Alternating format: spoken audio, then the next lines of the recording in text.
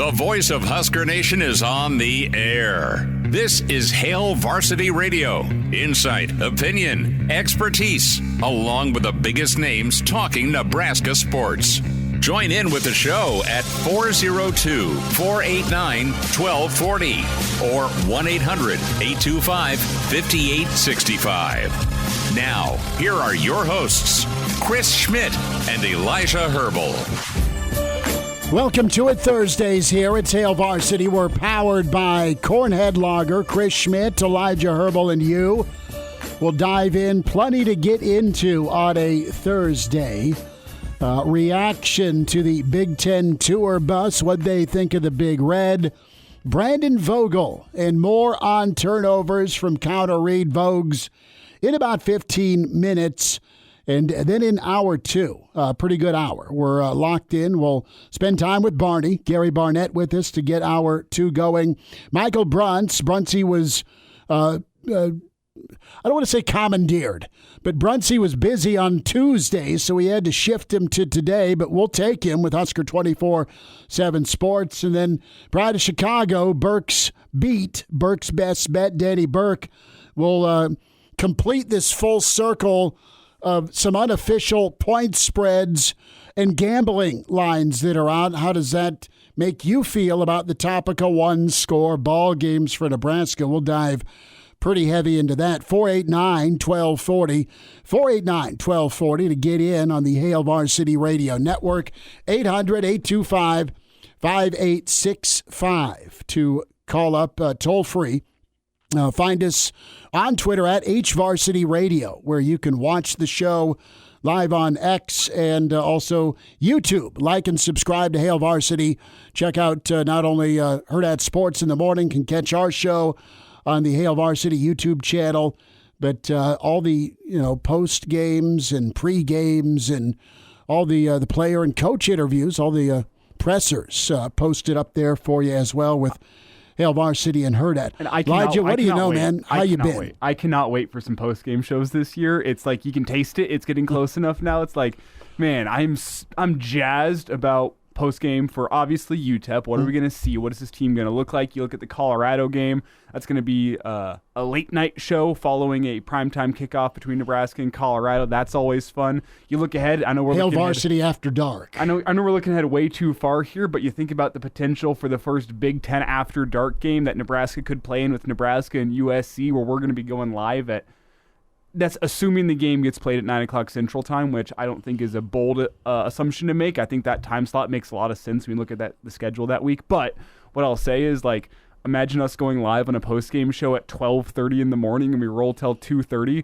I think that sounds absolutely electric. It's getting close enough now where it's like, man, all those things I love about football season are almost back. So the question is this. Do you or the Husker fans will be embedded with make it to last call? With after USC? Yes. Who taps out first? I hope so. I guess you can't with the city statute. I was going to say maybe some bars can give it a little 15, 20-minute extra, but I think they'd probably get shut down if they were to do that. So right. So I'm saying where you're at. Well, there's no last call at your own house. Sure. That's my advice for the USC game. Well, either that or find a spot to be in. Make it a watch party.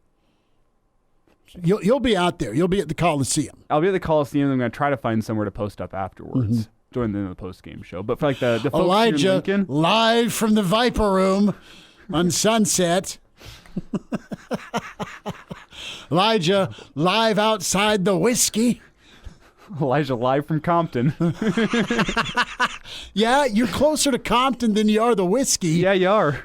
With SC's campus. Taking a wrong turn, and now I'm just reporting live for a post-game show. Elijah, why aren't you wearing red? You cover Nebraska. Not in this neighborhood. Oh, we laugh because we've never had to experience it. Okay. Brandon Vogel coming up. And Barney and Bruntsy in hour two. Yeah, TBA, right? We'll figure out SC when November hits. But first, let's get to UTEP first. Yeah, first things first is Nebraska and camp. Going to get a chance to hear from Sant and company tomorrow. But listen, let's just throw it out there. And let me ask you the question. We'll get to our starting five shout-outs. We love y'all that are in the stream on YouTube, and we love shouting out our starting five, the first five in the stream. It's always kind of a contest, a competition. And then we always have folks that are beyond the five, the next wave, right? Why not keep it like Nebraska's defense where there's 85 people that see time or more? And we really, truly appreciate that. But I'm going to ask Vogues this. We'll get Bruntzy's take. How many one-score games do you think Nebraska will be in this year? I ask that because Elijah Herbel, in his infinite wisdom and research, found some gambling lines that aren't official. What I mean by that is there may be a site or two that you know of or can go on, a guy who knows a guy who may 10 bar down the road, that we're not advocating or encouraging, we're just telling. Or that guy with all the cash in the corner dorm room. Right. Mm-hmm. Uh-huh. The alternative options, the non-legal options, but we always stress being legal. So if you just go by point spreads, how many one-score games are Nebraska going to be in? So give me a little backstory on these screenshots you sent me. I got sources everywhere. I know. So your sources say what? Right now it's on -7 for Nebraska over Colorado. This is not just some guy in his basement creating lines. This is like, I don't know who created these lines, but they are like... They don't sound awful or crazy. They're like official lines for your unofficial bookie down the street. Sure. To be using if you were to be taking early futures predictions on Nebraska. So future games, because the different casinos, friends at Penn Sports, friends... The different sports books that are legal, they may have a game or two out, but they don't have the season out yet because it's typically a week to week or a few weeks in front of. Yeah, you can find UTEP everywhere. You can maybe find Colorado. Is that 27.5? 27.5 is the last I've heard, yeah. Okay. And then I know Colorado in some places 6.5, some places it's 7. 7.5. One I've sent you, it's 7. Mm-hmm. But then we have a whole laundry list of every other game on Nebraska's schedule this year that you can also get into. And I will say most of the lines feel about right. They don't look outrageous at all. There's not a futures right now where I say, ooh, that's too good a deal to pass up. Let me log on and go that route. So the Buffs -7. That's a one-score game. 8 and below falls into that one-score category. Illinois, as it looks right now, -10 Nebraska. Purdue, Nebraska's favored -5.5. Nebraska also favored against Rutgers, -5.5. Indiana, -4. Nebraska favored. Nebraska -20.5. Check that. Nebraska +20.5 against Ohio State. Nebraska -7. UCLA, Nebraska +5.5. SC, Nebraska -1.5. Wisconsin, Nebraska +3 right now against Iowa. So carry the 1. That's 1, 2, 3, 4, 5, 6, 7, 8. And the FPI says right around 7, 7.5 one-score games for Nebraska.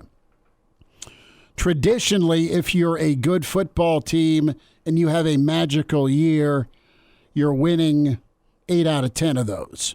If you're not awful but not great, you're 500.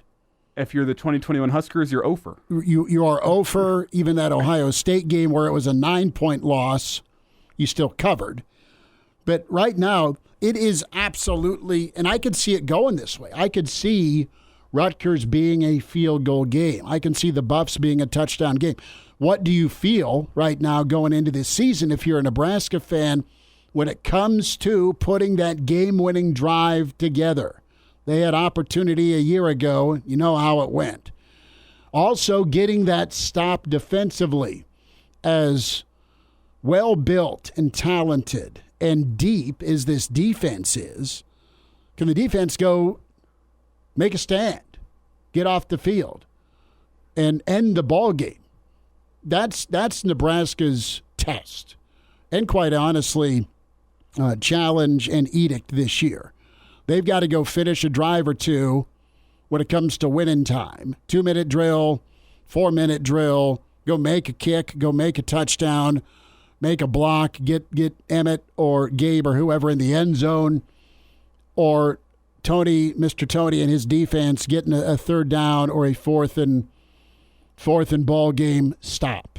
I'm excited. I'm absolutely excited to see this team kind of realize what they are. And I don't think it's always going to go great, but I don't think they'll go fetal position out of mental PTSD. I just don't. I'm not saying they're going to win every close game. I think they're going to be in a lot of close games. And I think the way their training's gone this offseason, and it's been emphasized because they're talking creating turnovers. They're talking taking care of the football. They're talking about a balanced offense that can do both, run and throw. And they're talking about defense that's going to take the football away and go kill a quarterback while still being elite at stopping the run. All those things translate to comfortable wins or tight wins. And that's your, what are you holding in each hand? A tight win or a comfortable win? And maybe by doing those little things, some of those tight games turn into the end of the Purdue game. That's a great example from a year ago. Is that thing was a blowout. Nebraska jacked around and turned the football over. Elijah, it got tight, and then Emmett put it away. Nebraska's offense went out and finished it. And it got sparked by a special teams blocked punt that was turned into a touchdown that really grew the lead and kind of blew the doors open. Blocked field goal. Thank you. Blocked field goal. That's what I meant to say. And that grew it. That was Nebraska's largest point total of the year, 31 points, 24 of those on offense, and you had the 7 on the special teams score. So Nebraska in close ball games, where have you truly grown? You have more talent. You've got veteran leadership, and you've got difference makers at some of the skill spots. And I think you'll learn a lot about this team and how it's going to stack up in close games in the first one-score game of the year and the first one-score game on the road this year. How do you respond either way, good or bad? Would you prefer, let me ask you the question before we get to the Hail Varsity Radio starting 5. You look at that Colorado game week 2, and I don't mean to skip over UTEP, but I've done my game previews. Skip away. I don't think UTEP has the pieces to challenge this Nebraska team. Maybe I'm wrong. I just don't see it. I think Nebraska should be able to run the football all over them, and offensively, they're going to need a lot of things to go right in what is probably going to be a bit of a dink and dunk offense. So I'm going to go on to Colorado. Would you prefer that Colorado game be an emphatic statement win for Nebraska, or would you prefer that they knock a demon off of their back and get a close victory against Colorado? Either since in this hypothetical situation they're winning the football game, would you prefer Nebraska makes a statement and just absolutely blows the doors off them, or would you rather it be close game and see if Nebraska can get that monkey off their back? Brother, I want to, and this may be sacrilege. Well, it's a rival that you want to annihilate, and there's some payback for a lot of years with the Buffs. If you're a Nebraska fan, you win that thing by going and scoring the go-ahead touchdown in a tie ball game, and then you go get a stop defensively. That's the best of both worlds, because those close losses hurt a lot more than the blowouts. You ask any player that the close loss is that knife that keeps twisting and that wound doesn't heal real quick. So go get me a close win, an exciting ball game. And it was a close game until the middle of the third quarter last year against Colorado, and then the wheels kind of fell off because the defense was doing everything they could except playing on offense. Let's get our starting 5. Justin is in. Make him 4 for 4. This week, first in the starting 5, Uncle Jimmy is here. Brent says, howdy, Jack, good to have you. The Sexy Grinch, Crew, formerly known as the artist known as Crew. Crew is 5. Coach Brandon is here. Patrick, good to have you, Patrick. And the real Matthew is in. The other Dave checks in. And the other Dave says, let's see if this works on a long flight, and we'll see how good the Wi-Fi is in about 40 minutes. KG is here. Arlo is in. Mark, good to have you, Mark. Mr. Snitley is here. Jeff Snitley, part of the Boulder Peace Treaty. Good afternoon, fellas. 10 days till college football. Florida State and Georgia Tech in Ireland. I would go to that. I can't wait to go back to Ireland. NASCAR Eric is here. Tuck is here. Grateful is in. Says, go big red till I'm dead, baby. Mr. Erickson is in. Jeff is here. Larry says, I've got a rule. No Kool-Aid, only beer. So the other Brian says, one day closer. Anonymous is here. And Anonymous asked this question. If lightning is in the forecast for August 31st, the top priority should be to hide the UTEP bus. Don't let them leave like Akron did. I think that was Terry Bowden's squad. I looked into the extended forecast for that day. 85 degrees, partly cloudy, a 20% chance of thunderstorms, or not thunderstorms, just rain, and then 8 miles an hour of wind. Obviously, that forecast is almost guaranteed to change this far out, but I did look into it for you. It does not look like thunderstorms are a concern. Scott is in. Tiger Shark Diver is here. Eat Beef, good to have you. And NU Grandpa Brett here also. Cliff is in, as is Eric. Brandon Vogel on the way with Counter Read. And now, back to Hail Varsity Radio. Thanks for hanging out at Hail Varsity. We're powered by Cornhead Lager, female KC Royals fan from Nebraska. She wants the Marty McFly book.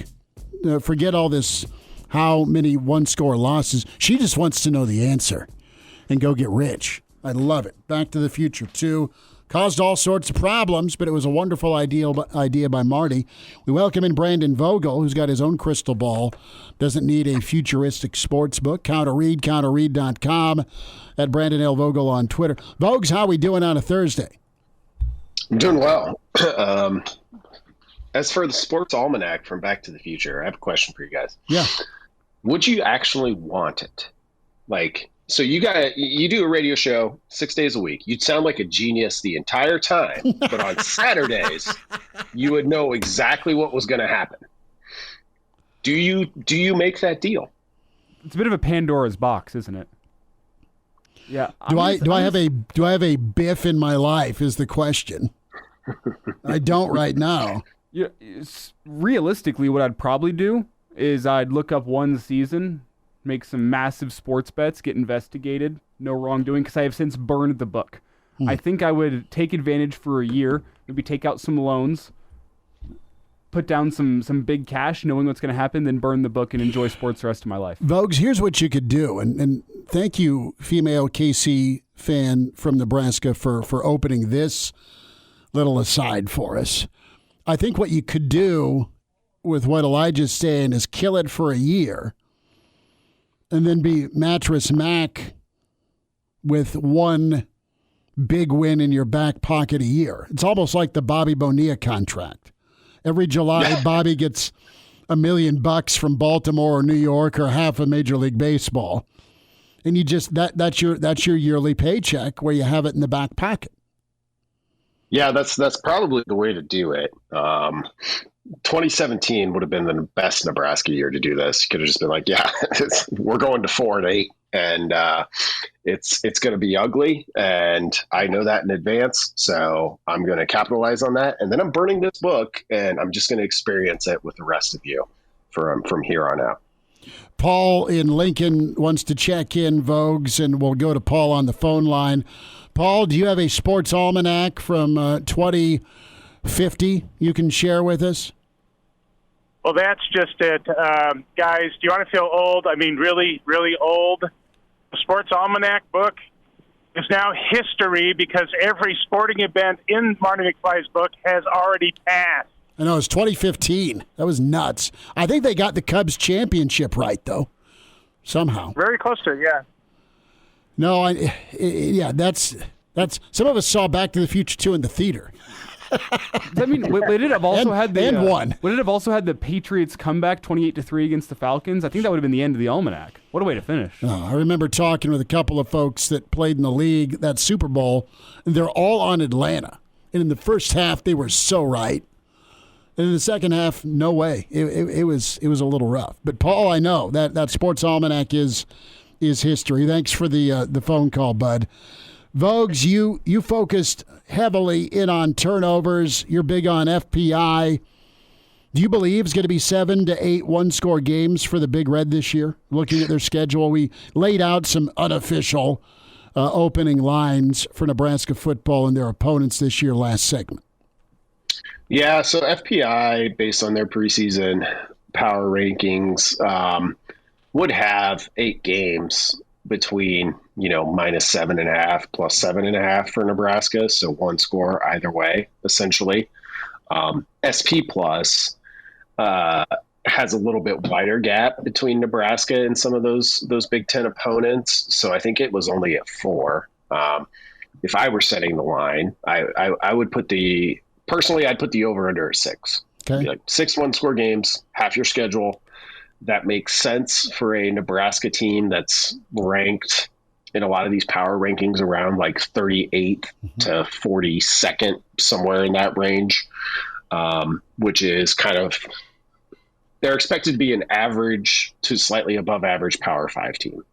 And when you do that in a league that all of a sudden includes 18 teams, I know the number of games doesn't change, but you're probably going to be in a lot of those. And it's an interesting path ahead, a favorable path for Nebraska. I still think that, but an interesting path for a program that has had the history it has had in those close games recently. It's been a brutal 2000s for Nebraska post 2014, a brutal decade. So if the defense is above average statistically and you return most of it, what does that say about offense and special teams with the other two phases to put Nebraska right around that 38th ranking? How does that translate? Are you in the 80s in special teams? Are you in the 60s on offense? Let's go the other way. Say your special teams, while a question mark right now, say they over-deliver. Say the offense over-delivers. That might eliminate some of those one-score opportunities in a good way for Nebraska. Yeah, it definitely could. I mean, special teams, I wrote about this a couple months ago on Counter Read. Like, we call it the hidden third of the game. It's really about a sixth of the game. Like, you don't want to be bad there. Because the unique thing about special teams is when you're bad there, everybody notices because they're on the field so much less than an offense or defense is. So I think 80s, coming from where Nebraska was, and I don't remember what they were in special teams SP plus last year.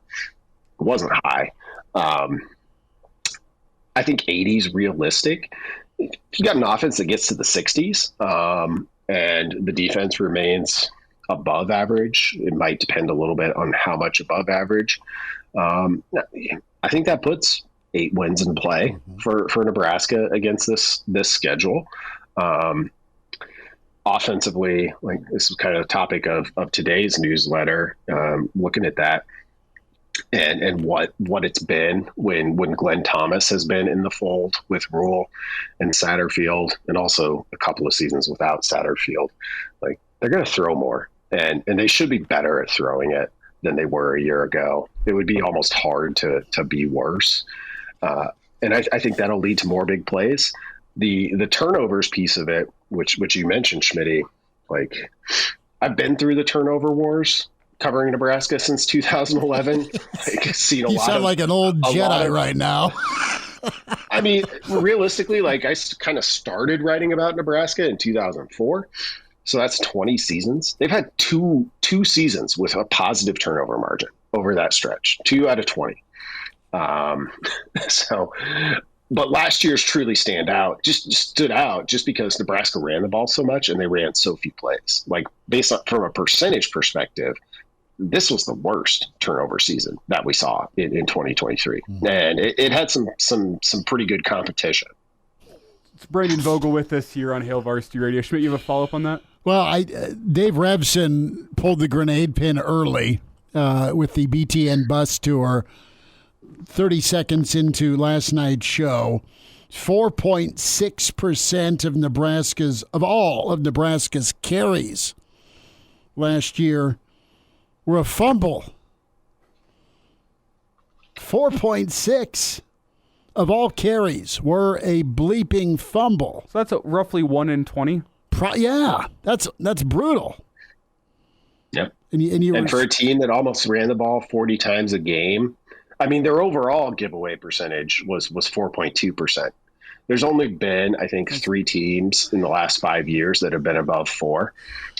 Nebraska's highest to this in the 2000s previous to this was 3.6 or 3.4.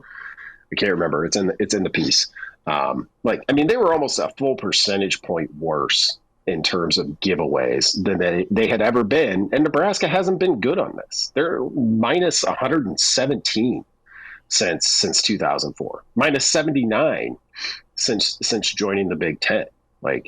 And it's one of those things. And I didn't realize it until digging into the numbers a little bit yesterday. I just kind of last year, Nebraska's turnover problems have been so frequent that I just kind of wrote it off. It was like, oh, yeah, just another one of those years. But it wasn't. It really was unique. It's Brandon Vogel with us here. And Brandon, as we combine these two issues that have seemingly always been rearing their ugly head for Nebraska over the past decade, special teams, turnovers, I want to get your thoughts. If the offense is improved, let's say, and I guess it's hypothetical, I don't know if the offense and defense can both win their phase of the game if you're negative in turnover differential, but let's say that they do. Nebraska wins the offensive side of the game. They win the defensive side of the game, but they lose on special teams and they're negative in turnover differential. How do you see the season going for them if that is the case? It's tough because we've seen a little bit of this because I have the numbers here. They were -2 in 2014, Bo Pelini's last season. Still made it to 9-4. That year was one that had pretty improved special teams play. 2011, they were -1. Special teams weren't great that year. Still went 9-4. So it's one of those things of it's how negative are you going to be? It kind of becomes the question.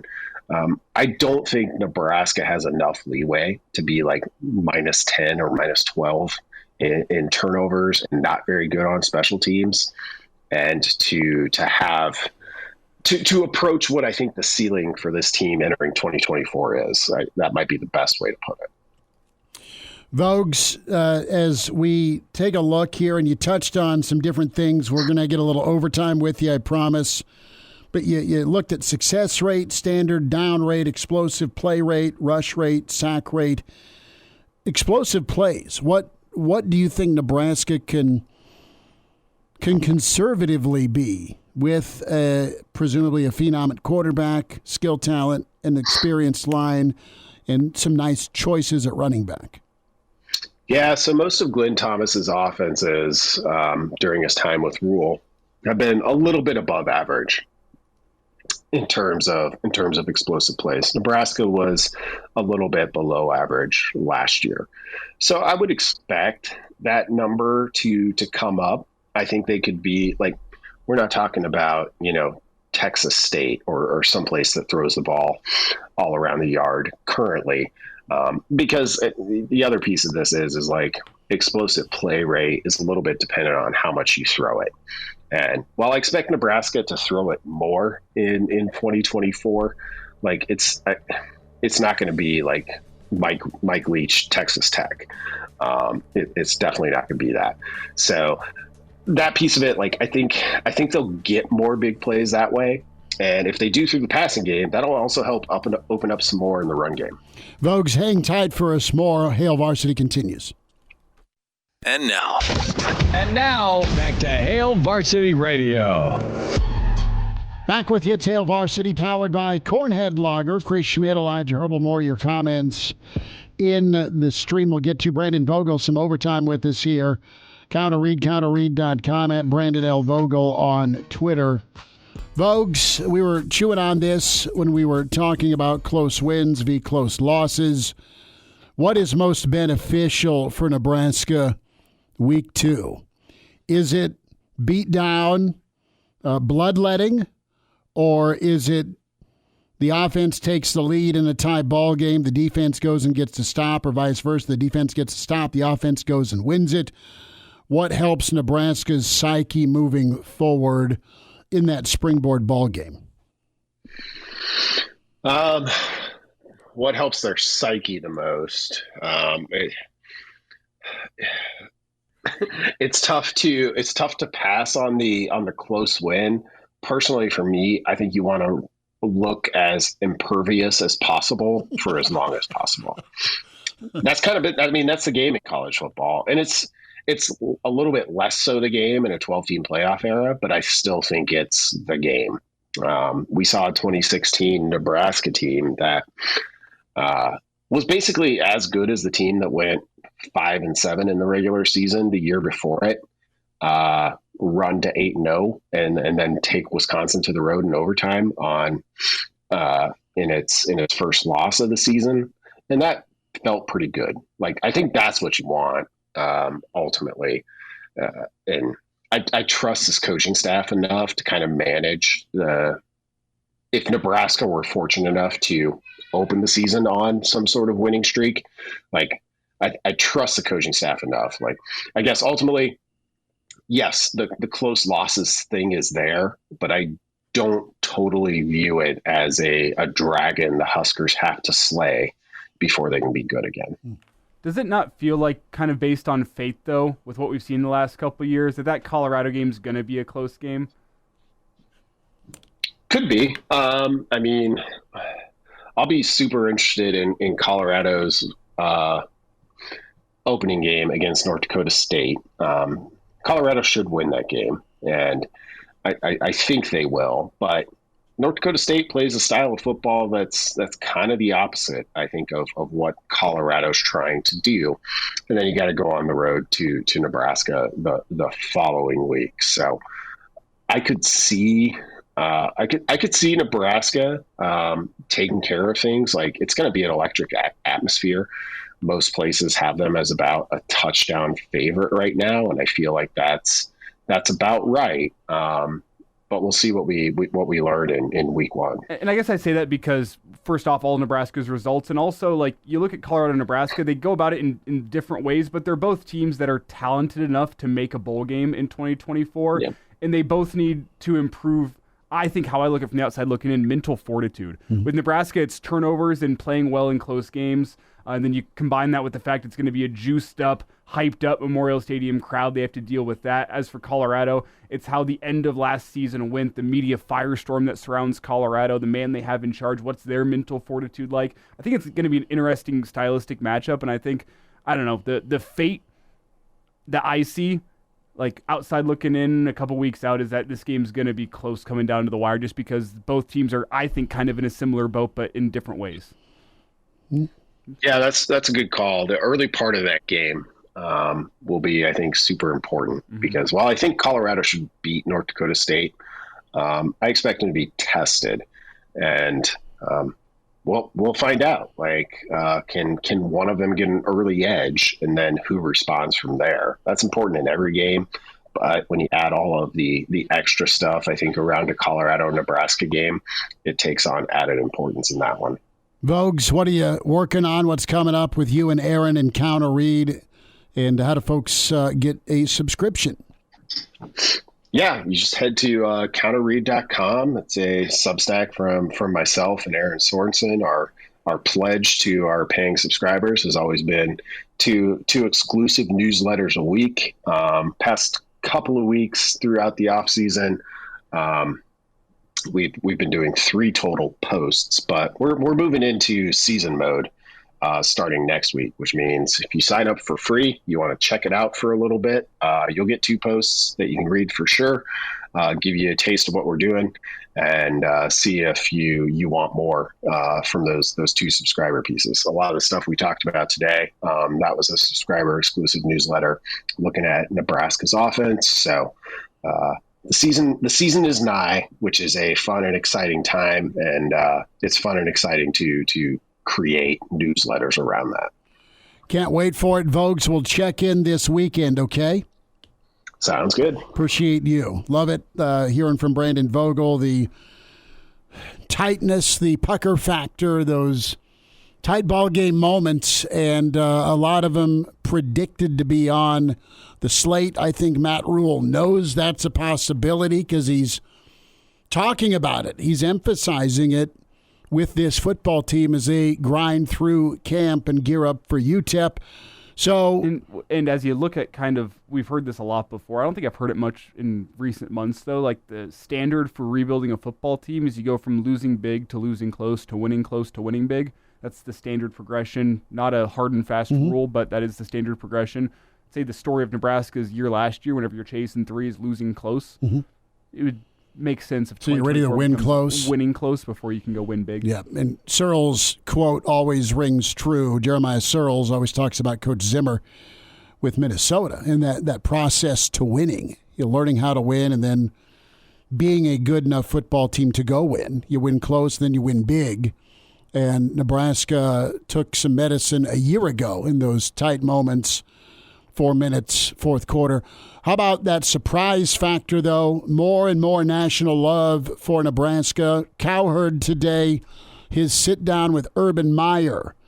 And right before the Urban segment done, well, the Big Red came up. Give me a surprise team in the new Big Ten. I know I've got one. Give me a surprise team that you've either been to practice, you know the coach.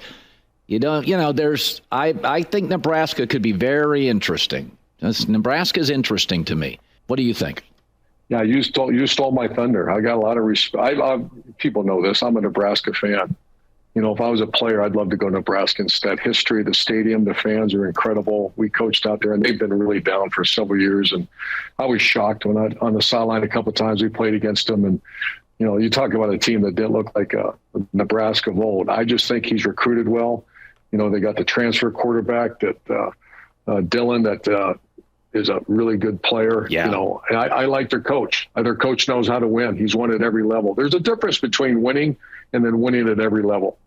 And that's why I got a lot of respect for Matt Rule. So Nebraska would be my team. They're not good enough, Colin, to win it, but they're good enough to make some noise. There you go. What do you think of Urban and the Big Red? Good enough to make some noise. Cowherd loves him some college football. Both guys heavily invested in college football because of Fox and their foray into those properties. But this is beyond doing a guy they like a solid. This is, okay, quarterback, talent, winning at different levels, multiple levels. They see it translating in a year two, that +5 jump for Rule in year two. We'll see what it means for 2024. We'll wind down this first hour. It's Hail Varsity, powered by Cornhead Lager. Hail Varsity Radio is live. Now, back to Schmitty. Schmitty's a great guy, but he don't have a brain. And Elijah. You want me to speak? When I point you, yeah. On Hail Varsity Radio. One final time this hour, Gary Barnett, Michael Bruntz. Next hour, Danny Burke. We'll get his gambling insight to some of these early lines for the Big Red as Cliff chimes in from down in Florida. We gotta get Cliff. We just need to throw a Cornhead Lager party, I guess is what I'm saying. Congregate all the stream folks, Hail Varsity YouTube, before kickoff, and just have at it, or even after. Make it the mother of all post games. That sounds like a mess. That sounds like an mess? An FCC violation waiting to happen. You look at it as what could go wrong. Like, oh no, one-score games. Or you could look at it as, hey, what could go right? Could be a hell of a good time. I'm the producer. Time of joy. That has the delay button here in case there's any swear words on the air. I know. I think I'd be wearing that button out if we had invited everybody after some Cornhead Loggers to a post-game show. Nebraska just needs to get back to winning and act like they've been there before.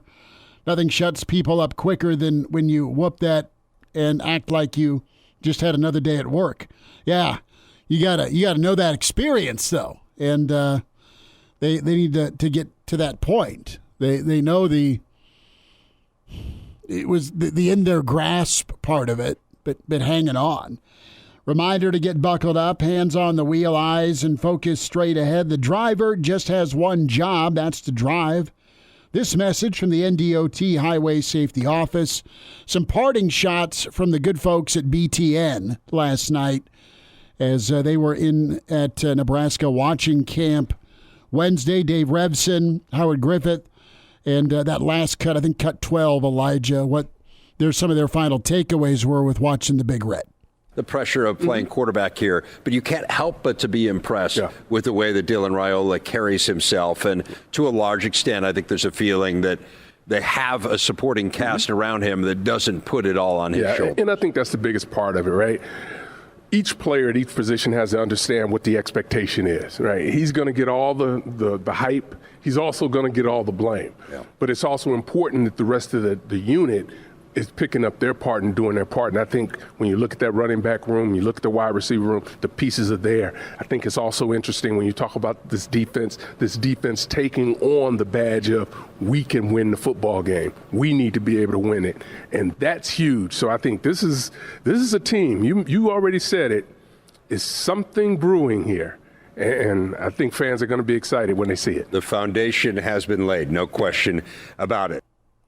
So they're pleasantly surprised. I shouldn't say surprised, but they're impressed is a better word to use, Elijah, with what they were able to see behind closed doors, and there were no state secrets divulged, but what they've been coming to Lincoln for 100 years, and they like what they see. They really like what they see at quarterback. Yeah, that was what I was going to say. Howard Griffiths with the comment in the show saying, "I think this quarterback room is the best we've seen so far in the Big Ten tour." Like that's telling.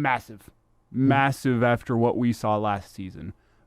Nebraska had probably the worst quarterback room based on performance in the Big Ten last season. I'm not talking about potential. I'm not talking about whatever. Like in terms of the true quarterbacking, taking care of the football, being able to throw the ball downfield. Yeah, I understand Henrik Harburg was able to beat teams with his legs, but what I saw was the worst quarterback room in the Big Ten. For them to turn around and say, I think it's the best we've seen so far, that means something. Real quick email from Todd.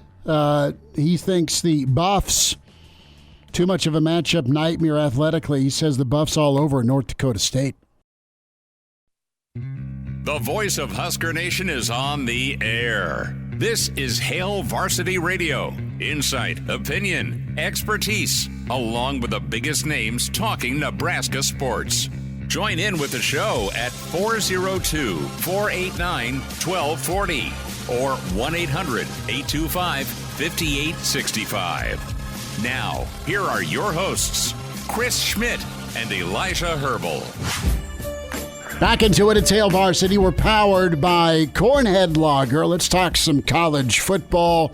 Gary Barnett with us, Hall of Fame coach with the Buffs and Northwestern. Coach, how's the week? Thanks for the time again.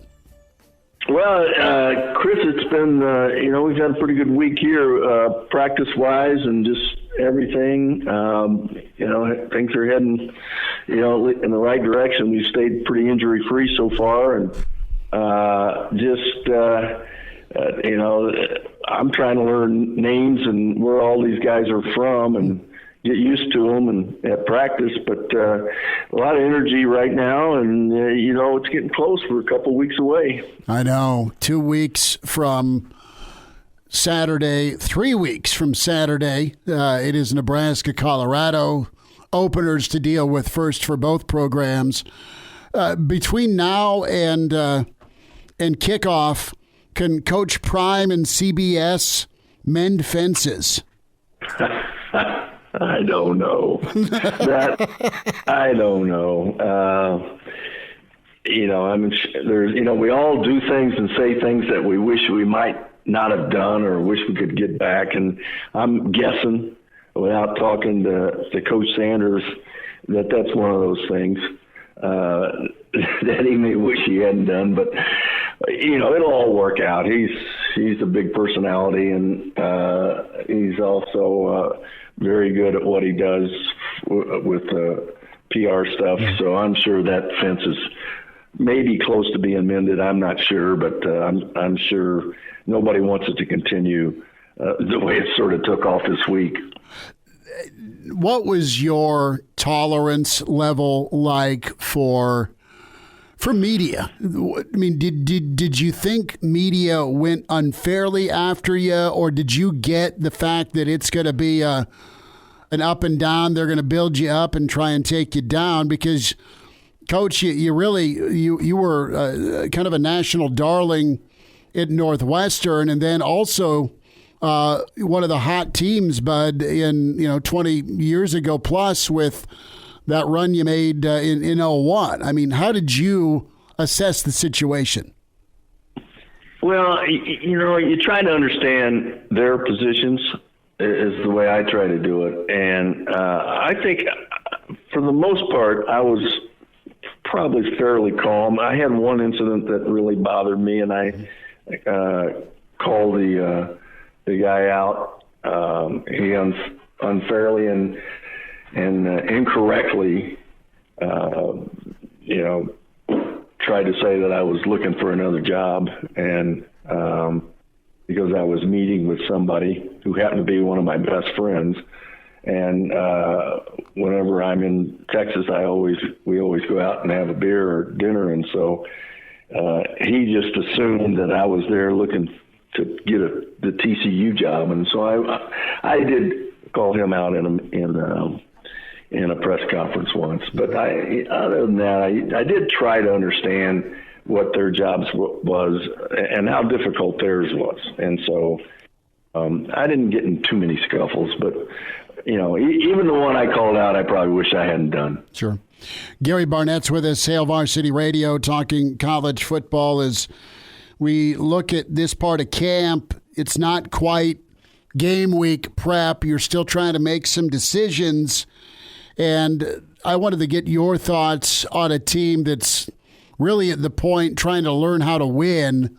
The emphasis has been close ball games. Nebraska's YouTube show is Chasing 3. Tell me a little bit about trying to tackle some of those mind games where you've trained it, you've talked about it, you've done everything possible to be better situationally in close games, but you can't go do it yet because season's not here. Let's talk about that philosophy for a moment here between the years, the mental part of football. Well, I think you try to create as many situations as you can that emulate the issues that you've had, so that you want them to have been there before, you want them to remember what it's like to be there, and you want them to walk away with success. And if they don't walk away with it, understand why they didn't get success. And so I think you try to put guys and teams in as many of those close situations, tough mental situation as you can. I mean, things like even overtime. I remember that when we did off-season drills, just out of the blue, a couple times a year, I would just blow the whistle and say, it's overtime. And now we've got to go. We've got to get enough stuff in us right now to go perform for another 30 minutes of this workout that we didn't think we were going to have to do. And so get them to thinking about being in situations that they're uncomfortable in, and getting them comfortable in those situations. And so I think as many of the realistic things that can happen in a football game, you try to create, and that's why you have all these different periods in practice, and that's why you call attention to it. And when you decide on what that situation is, then you shut the music off, you do everything, and you pay attention to what's going on, because this has been an issue for us, and this is how it gets corrected. So you draw attention to it, and you want them to be comfortable in those situations when it happens again. Gary Barnett's with us, Hail Varsity Radio, talking some college football. One thing about young players, some kids are bigger, stronger, faster, coming in more college ready from a physical standpoint. The mental part of the game can be a problem, or you got to catch up that way, and the physical as well. But when it comes to responding to failure, that's one thing Coach Rule talked about last weekend, with guys being in the fire versus showing up to the fire.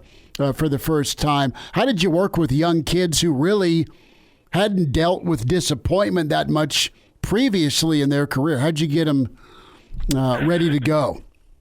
Well, the best way is with your players.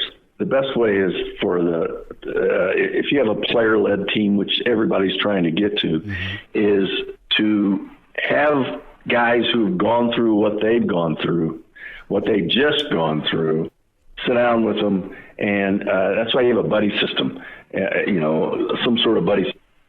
Every program does. And so that when that day comes, or when those days come, where all of a sudden you got failure and you can't do the things you used to do as successful because you're at you're playing at a higher rate and at a higher level, the older players will explain to them. They'll tell them, look, that happened to me. Here's how I got through it. There's lots of help here. Here's what you got to do. You're going to have this again. So for a coach to say it, it's one thing, but for other players to relate to the players, to young players, I think that's what's critical. Gary Barnett's with us, Hail Varsity Radio. Coach, the top 25 came out, AP and coaches poll, and of course we're in the era of the 12-team playoff. How did you react? Did you pay much attention? Did you like the preseason poll? No. I mean, it's why not? I mean, I didn't pay any attention to it either way. I mean, because before they even come out, you tell your players, look, I don't know where this is going to be. It's just based on what people saw last year is all it is. And so, prove us right, not them wrong, and is the way to go about it. And so I didn't really care too much about it. I mean, you do pay attention because you're going to have to answer questions, from your core of lovely media. But so you got to be ready and you got to have your answers. But no, we didn't pay much attention to it. Did you vote in the coaches poll ever? I did. I voted in the coaches poll. I sure did. Okay. Yeah. Did you really vote, or was it your SID? No, it was me. I voted. I knew that too many people were letting their SIDs do it, and no, I did my own voting, and I would vote. My SID and I would converse before I voted every day, or before every vote, and I'd tell him what I thought, and he'd say, well, what about this, what about that? And we would talk about it. But no, it was my vote all the way. So say you have a team that's got a couple of losses, they're tight losses, it's a murderous schedule. How much did that weigh in on your vote? How did you go about that responsibility? Well, I just kept tabs on everybody, and that's why the SID would have time for more information than what I could gather. Mm-hmm. And so that's why I needed that person there to give me more information. But you keep tabs on all that stuff. I mean, it's your life. So, you sort of know what's going on. Did you have a conference lean, a little more lenient with Big 12/Big 10 schools? I don't think so. No? I mean, I just tried to, no, I don't think so. I think I just tried to put the teams up there that I thought were the best and and have a reason for putting them there. So when we look at the top 25, is there a team this year you think that just could, I don't want to say in trouble, but maybe they underwhelm by the end of the year?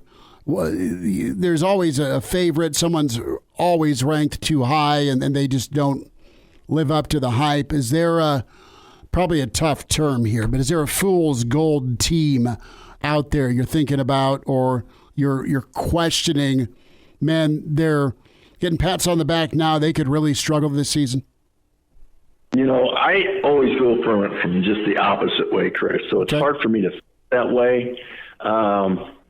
Like I said, we used to go to when we did the Big Ten luncheons, and you heard every coach talk. I was sure there was 12 teams in there that could win the Big Ten at that time, and so I was convinced. I don't know where we were going to be because everybody else sounded a lot better than I did, than our team did. But I tend to go the other way. I think there's some teams that probably will get overlooked. I don't know who's going to fail. You never, I don't look at any of those top 25s and say, what the heck is this? I look and say, why isn't this team in or why isn't that team in? So, I always went in a different direction.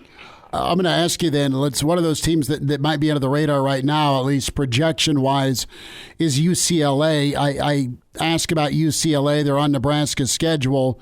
You've seen them a lot over the years. Your dear friend Coach DiNardo's out there with the network as part of the camp tour.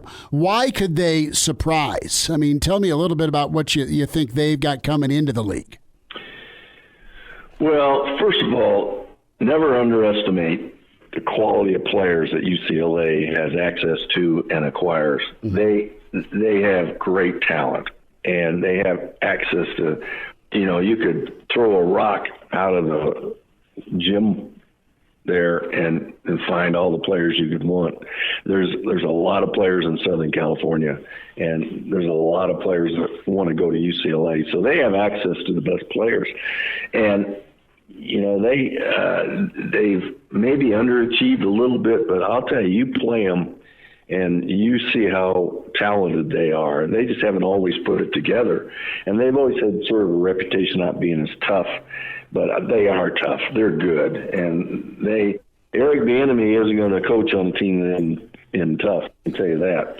I think the question for them is they got a new coach that's got not a whole lot of leadership experience at that level, and that's the one. I say there's as much question about Deshaun Foster being the head coach and maneuvering through the Big Ten and travel and all that sort of stuff. This is all new for him. To me, that's the question mark for them. They got players, trust me. What did you do from a clock management standpoint? That's one question. We talked about what could Nebraska's Achilles heel be in 2024, and were you comfortable in gut check moments making calls with clock management or projecting how a tight game would play out, having your guys in position when it comes down to a 2-minute drill, or making a play call even as OC that might be risk versus reward? How did you do risk management in those tight situations? Well, you do all that during the week, and you make those choices during the week, what you're going to do in those situations. You replay every possible situation. I can tell you this, you do a 2-minute drill every week in practice, and I swear every week something comes up that you haven't covered. And you wouldn't think that's possible in football anymore, but as long as it's been played. But every week something comes up in this 2-minute practice drill that you probably haven't covered or you haven't seen before. And so you're always learning is what happens. And you're adding to your list of things that could happen. And but every week you're going over those and you're rehearsing what your options are, so that you have choices of what you're going to do rather than have to come up with what you're going to do in those situations. If you can, so it's a lot easier to say one or two, because we've talked about this before, rather than saying, okay, what are we going to do here? What are our options? Well, we got 3 options. Well, you can't do that during a game. You don't have time. You have to make choices and decisions early in the week or before the game. Gary Barnett's with us, Hail Varsity Radio. Coach, we'll talk again soon. Thanks for a few minutes today. All right, Chris, great being with you. And now, back to Hail Varsity Radio. A few minutes back here, Hail Varsity Radio, powered by Cornhead Lager. Michael Bruntz with us, senior writer with Nebraska 24/7 Sports, and at Michael Bruntz, where you find him. Bruntsy, as we march through camp, some sights and sounds as we are in kind of the thick of it with that grind week before you get to UTEP. What are your eyes and ears telling you about this Husker camp so far? Yeah, I mean it's felt just kind of like a I don't know, like a business-like approach, I guess would be the best way to say it. I mean, I don't you don't kind of have the new kind of getting to know you vibe that you did last year. I think with the way everything played out, there's obviously no mystery about where Nebraska needs to get better. And I mean, it's just been kind of get to work fall camp. So that's quiet, I think, is okay within the walls. I mean, obviously they shut the scrimmage down on Saturday, which kind of helps with the volume of things a little bit. But yeah, I mean, it's hard to believe we're almost 2 weeks out already. I mean, fall camp can be a bit of a slog, but it's actually gone kind of quickly, I think. It's Michael Bruntz with us here on Hail Varsity Radio. And Michael, as you discuss this fall camp, I mean, closed down, quiet has definitely been the name of the game for Matt Rule and the staff here during this 2024 fall camp. Do you feel that it's hypeless around Husker Nation? As you look ahead to the UTEP game, I mean, obviously 90,000 are still going to show up, but does it feel like this fall camp is lacking a little bit of hype when compared to years past? I don't know. It's hard to say. I mean, we've got some threads on our message board that, it's like, what are your season predictions? And you've got people saying 8, 9, 10 wins. So I guess there's a little bit of hype floating around out there. But I don't know. I mean, I think there's probably a bit of, wait and see type approach on the part of a lot of fans. I think there's some excitement, and I think, I genuinely believe that Matt Rule feels like he has a good team. Like, I don't think that there's, I don't think there's kind of that dip in the toe type attitude over there. So, it's kind of hard to know. I mean, it felt like at Big Ten Media Days and kind of listening to, some national voices that there's at least some expectation about this team that they're going to be able to surprise some people or finally get things turning in the right direction. So it feels like, there's a little bit of hype, but not runaway, the runaway hype train yet. I mean, there's still 2 weeks left in fall camp for that to really get rolling down the tracks. Michael Bruntz with us, Husker 24/7 Sports at Michael Bruntz on Twitter. And two national guys that we've listened to and watched for a long time, Urban Meyer and Colin Cowherd. The S-bomb was dropped earlier, Bruntsy. The surprise team in the Big Ten. Cowherd uttered it, and Urban Meyer was like, "You stole my thunder." Are you running to the kiosk window right now? Yeah, I mean, I think it's, Nebraska's kind of the thinking man surprise team right now. I mean, I feel like, when Nebraska was picked 8th in the Big Ten, part of that was that you kind of got like this group of teams from like 5 to 10 in the Big Ten that I feel like are kind of in that. If you were trying to like pull a surprise team out of a hat, it would probably be among that group. And Nebraska profiles pretty well for a team that's poised to do something. I mean, they're veteran at a number of spots where you want to be old. Certainly that defensive line gives you a little bit of confidence that they're going to be able to replicate what they did a year ago on defense. Certainly the potential of what Dylan Raiola can be, I think is, another kind of feather in the cap there for the surprise team. And, I think part of it, too, is, I think people are just kind of betting hard on Matt Rule's history and the fact that, that there's always kind of been that big jump between year one and year two, and not a 5-win team last year. I mean, if things break a little bit differently in some close games in November, you're talking about 7-5 easily versus 5-7. So I think kind of you add all those things up, and that's why you have, some voices kind of saying that that's the case. And I think everybody's a little bit kind of eager to see what the heck this new look Big Ten is going to be like without the divisions and kind of how that's going to shake out. But I think when you kind of are looking at high ceiling, relatively okay floor type teams, I think Nebraska checks a lot of boxes for people. So I guess, that's kind of where the hype, I think, outside the bubble is picking up a little bit as people are looking at Nebraska's roster and Matt Rule's history and kind of saying, okay, there's some things here that we can definitely get behind. Yeah, Michael, whenever you talk about this team, the hype from outside of the Nebraska bubble, I think I have to compare this this fall camp to 2019, where in 2019 Nebraska was receiving votes in the top 25. They felt like they had their quarterback in Adrian Martinez. A lot of people on the outside were saying year 2 is the year it's really going to pop for Frost, and it didn't. So I want to get your thoughts. What are the differences between the 2024 Huskers as we forecast them and the 2019 Huskers? Yeah, I mean, I think this team is better up front for sure.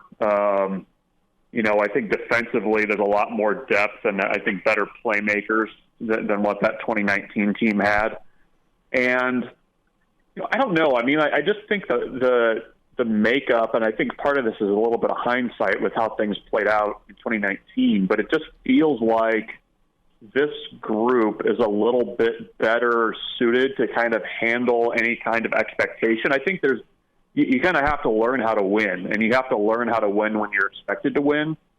But, I mean, there were some games in that 2019 season, especially early on, that Colorado game. I mean, you lose that game the way you did. I mean, that was just a really rough one. So I just feel like there's less of that potential with this team that's a little bit more veteran in the spots where you need it to be. So I think that's why at least now it's a little bit different in my mind. Bruntz, as much as you have followed recruiting, you and Schaaf and BC over the years, a name that I don't want to say was under the radar, but a late ad was Keona Davis. He's been getting some love this week. What do you expect from Davis this year? His peers and even some coaches are talking him up. What does that impact look like in a crowded room? Yeah, I don't know. I mean, I think in most normal years, I would say, he's got a potential to be, a guy that doesn't redshirt. But I mean, even if you don't have him on your depth chart right now, I mean, it's really going to be tough for reps. I mean, the one thing that I think at least would lead me to believe that he's going to have a potential impact is you look at last year with the way Nebraska handled rotations, the way that they were not afraid to get a guy in there and kind of see what he could do. I think there's at least the potential that early on in the year they're going to say, look, here's this kid who's certainly big enough to hold his own, probably doesn't have the perfect feel for college football yet, but let's throw him in there for a couple games, see how he holds up. If it doesn't look right or if we think there's more value in redshirting him, then they'll do that. But, I think that's kind of where I think he's at now is he's a high-ceiling kid. They really like what his long-term potential is, and that's the benefit of that 4-game rule. I mean, you throw him in there against UTEP and see how he does. Maybe you give him a series against Colorado and see how he does. I mean, Nebraska did that last year with like Asula Fotu, got in 4 games early on and then redshirted. They did the same thing with Kai Wallen. James Williams, of course, the 4-gamer as well. So I think that's probably what I would expect the plan to be for him right now. And if he shows that he can get in that mix and be more of a Cam Lenhart than a Kai Wallen, maybe Nebraska's defensive line will be even deeper for it. Michael, among the names in the 2024 recruiting class that I think are talked about a lot and more than I was expecting coming into fall camp, the 3 names that stand out, Keona Davis, who we just mentioned. You also have Vincent Shavers and Amari Sanders. And Amari Sanders is a guy that his name keeps being brought up unsolicited in that defensive back room as being a guy that can really play. Among those 3 guys, and you can add any if I'm missing any, which of those 3 do you think is going to have the biggest impact in 2024? I would probably lean Shavers or Sanders. I would probably lean out of those 2, probably Shavers even, because I think, the fact that he was here in the spring helps him a ton. I think there's more room in that linebacker rotation for somebody to, get in the mix more so than they are now. I mean, they played 5 last year. They've got 3 they feel okay about, and I think he's probably number 4 or 5 in the rotation right now. I think he's a special teams guy for sure.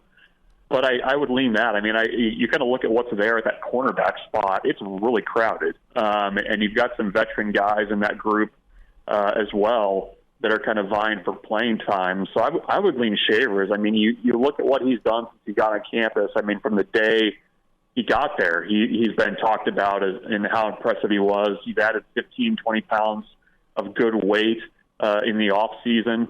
And, I think he's the type of guy that you've got to put out there and let him run around a little bit and see what he can do. I think he's a pretty instinctive football player. So I would lean there, just if for no other reason. I think the depth chart is a little bit more clear for some playing time there. And I think maybe they can even find some situational type things for him on defense if the fit's right there. Michael Bruntz with us, Husker 24/7 Sports at Michael Bruntz on Twitter. Last thought, Bruntz, we'll get you out. Nebraska's Achilles heel. We talked about this yesterday. What unit could cause problems negatively for Nebraska? Yeah, I mean, I'm curious to see what special teams is going to look like. Nebraska has, hammered the chasing three thing all off season. And, I think last year that just the shakiness on special teams, I mean, it was an ability to cash in on trips into the red zone. It was, the missed field goals, the occasional shanked punts that always seem to kind of happen at the worst time. The field position battles that still, Nebraska was playing against a tilted field most of the year. That group has to be better. And if you just kind of look at, what's out there for Nebraska, it's probably, again, going to be a lot of close games, the type of games where you have to win field position battles. You got to make your field goals. You got to, be able to pin your opponents deep and let that defense work. So that group is going to have my attention at the start of the season, just to kind of see where they're at, because they really have to be better this year.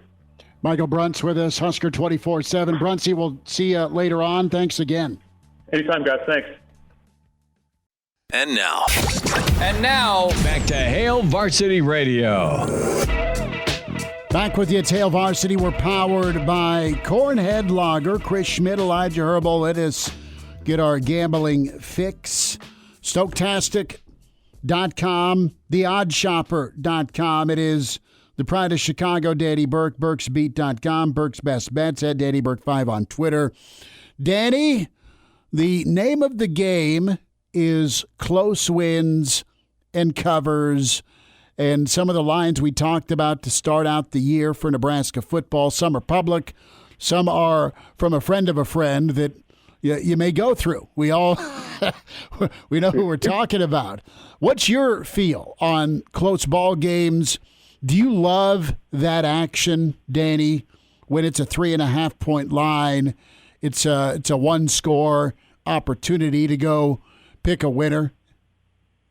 Yeah, I guess if we're looking at favorites especially, then yeah, I'm typically wanting to go with a bit of a shorter line. Now, you could argue that, hey, well, if you're wanting this favorite, you want more conviction. You want them to be laying a bigger spread. But my thought is that, especially in a sport like college football and when you're in conference play, it's very volatile. It's very tough to beat opponents by a large margin, especially if we're looking at a school specifically like Nebraska, who hasn't been accustomed to doing so for quite some time. Conversely, though, if we're looking at the underdog position, then certainly I'm going to be wanting to catch more points. Now, of course, that doesn't mean that you don't want to look at underdogs who are +2, +3.5, whatever it may be.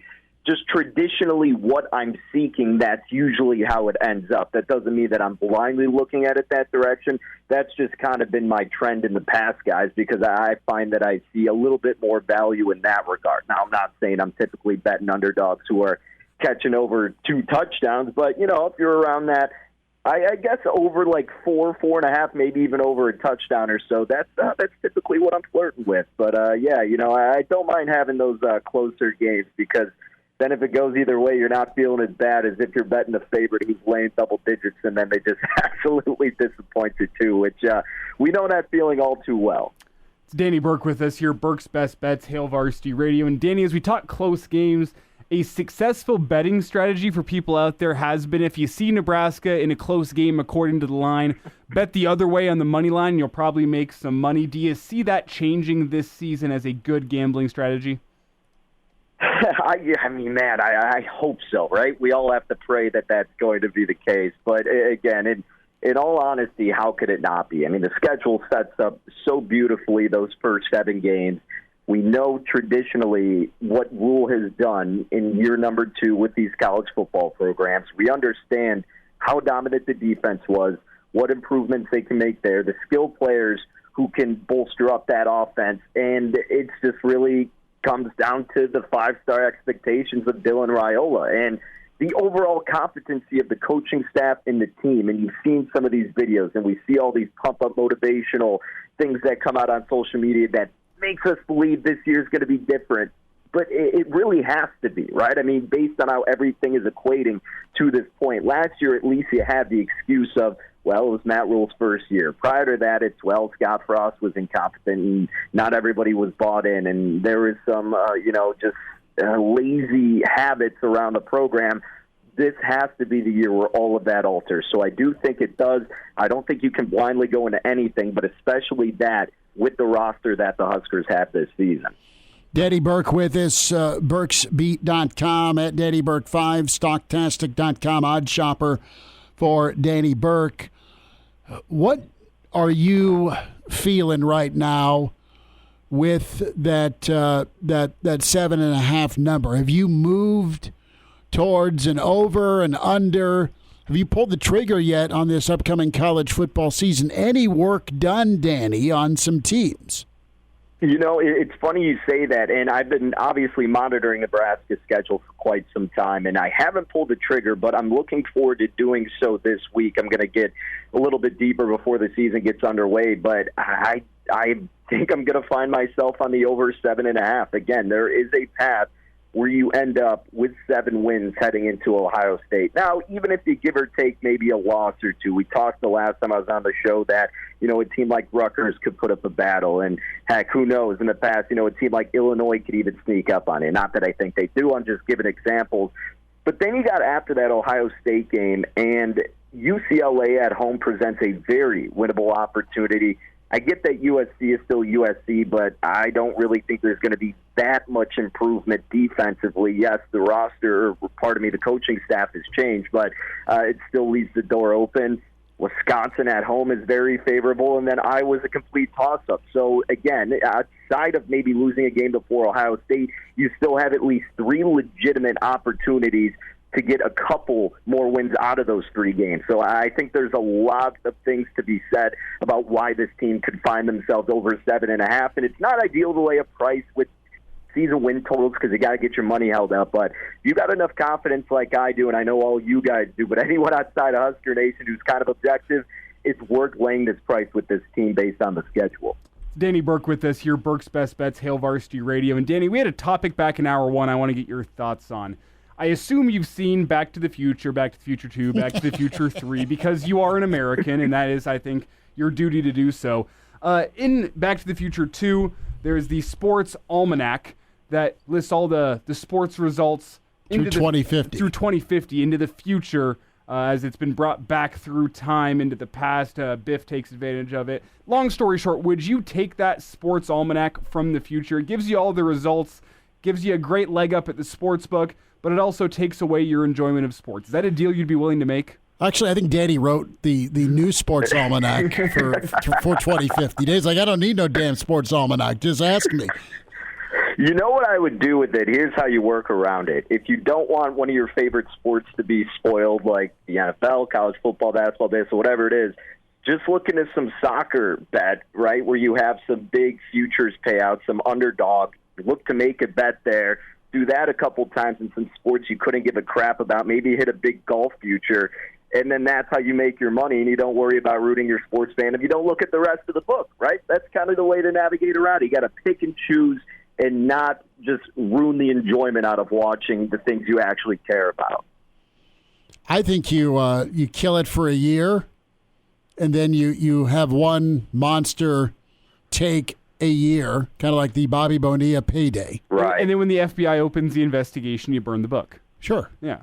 You just take a couple of notes and get a save. Well, yeah, you don't even, you just write down the notes from the book, and then you can burn it immediately after. So, just write it down on a random piece of paper, Danny, in all seriousness here, how hot of a streak do you have to be on for like a sports book to ban you or the FBI to look into you? Well, there's so many things that depend upon that, how you're betting, what type of bets you have, what sports book you're at, what history you have with the book. And obviously I can't point out some books compared to others on the airways, but let's say there have been a couple that have kicked me out of the joint. Some have taken less than others, but it really depends on which spot you're at and how well you're doing in a finite amount of time. Danny, about 10 seconds. Anything tonight on preseason football for the Eagles-Patriots? Yeah, I'm leaning toward the Patriots here. Like their quarterback depth chart a lot better. Some competition in there. Eagles kind of mailing it in. So I know the line's at 3. I like it at 2.5. But even at 3, if you have to make a bet, certainly leading toward the side of New England. There he is, Danny Burke, burksbeat.com. Log on at Danny Burke 5. Give him a follow. Pride of Chicago, be good. We'll holler soon. Thank you. Appreciate you guys. Take care. And now, back to Hail Varsity Radio. Big thanks to Danny Burke, Gary Barnett, Michael Bruntz, and Mr. Brandon Vogel, who's on the horn. Cliff in Florida. Cliff, how we doing, brother? How we doing, gentlemen? Good. Doing awesome. Almost kickoff. What's up? I think this is the definition of long-time listener, first-time caller. It is. Cliff, we are proud of you, brother. Way to battle, and glad you're doing okay. Did we lose it? Well, I think Elijah should get some credit, but I think Moonbot and Justin get all the credit. I love it. Moonbot's in the stream. Cliff has gone from stream to phone. We should send Cliff a link. Just get a little video of Cliff. How's Florida treating you right now? Are you done with check days?